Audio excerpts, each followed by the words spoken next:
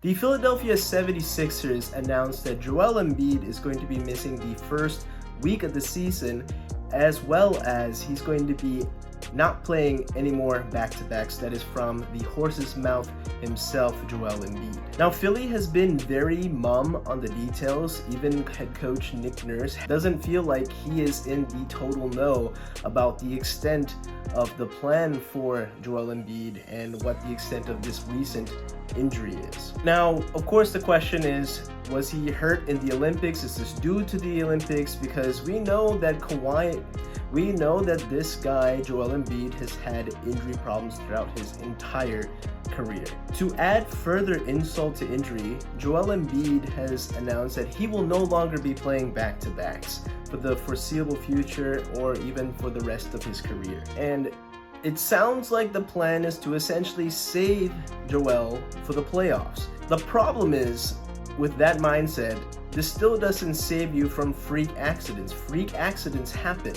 And this also means that you're not going to be in the best game shape because it takes some time to ramp this up. I mean, there's a preseason, but star players don't even play that much, and we're seeing now that there's been a regression with star players even playing in the regular season.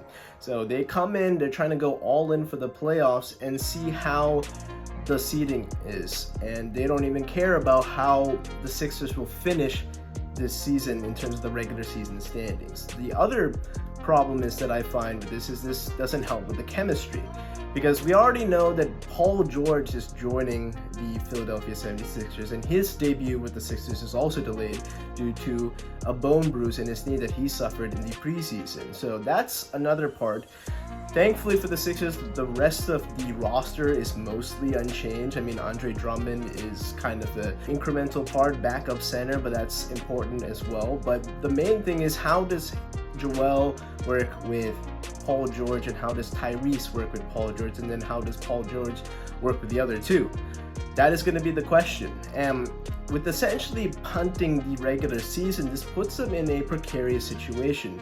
Seeding matters, and as many people are trying to say that, oh, you just get into the dance and you figure it out because there are dark horse teams out there in the playoffs. Well, tell me the last time a team that didn't have home court advantage for all four postseason series won a championship. Now, the recent example was the Dallas Mavericks, who went all the way to the finals, but they still lost to the all-time great Boston Celtics. And the other thing is with this, the Celtics are still a very dominant team, and if anything, you want to thread the needle a little bit with this, right? That you think that the best chance to get to the conference finals is to avoid the Celtics until as late as possible. That means you can't get the 8th seed, you can't get the 4th seed, and you can't get the 5th seed. So that leaves you either with playing in the play-in tournament with the 7th seed, or getting the 6th seed but having to play on the road, and then it's that 2-3 matchup where your best competition there is the New York Knicks, who have made adjustments as well with bringing in Karl-Anthony Towns and Mikal Bridges.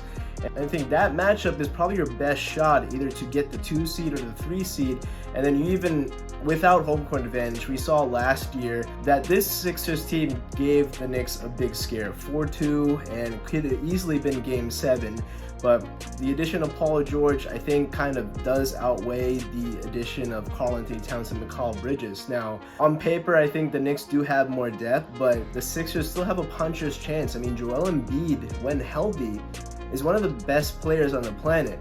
But the issue has always been injuries. This guy has had injury problems throughout his entire career.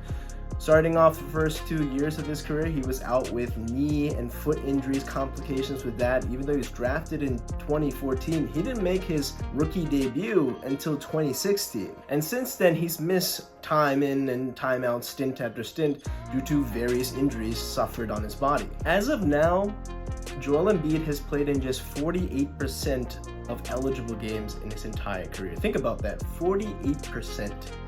As a 10-year veteran who has, yes, been a multiple-time All-Star, now recently gold medalist, but also has an MVP in his back pocket. I have been very consistent, though, on this channel. The best ability is availability.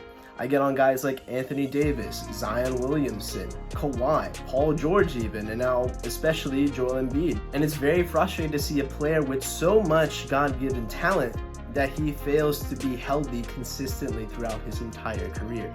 He just has a very brittle body. Now, he may come back early next week and Paul George would join him, and then the Sixers reel off a couple of wins, kind of restore our faith in this team. But regardless, the NBA is a marathon. We're only in October, the very first few weeks of the season. Things can change. Teams could make trades. Injuries do happen. And despite no matter the efforts of load management, whatever that means, it still doesn't guarantee that you will be ready to go come postseason time.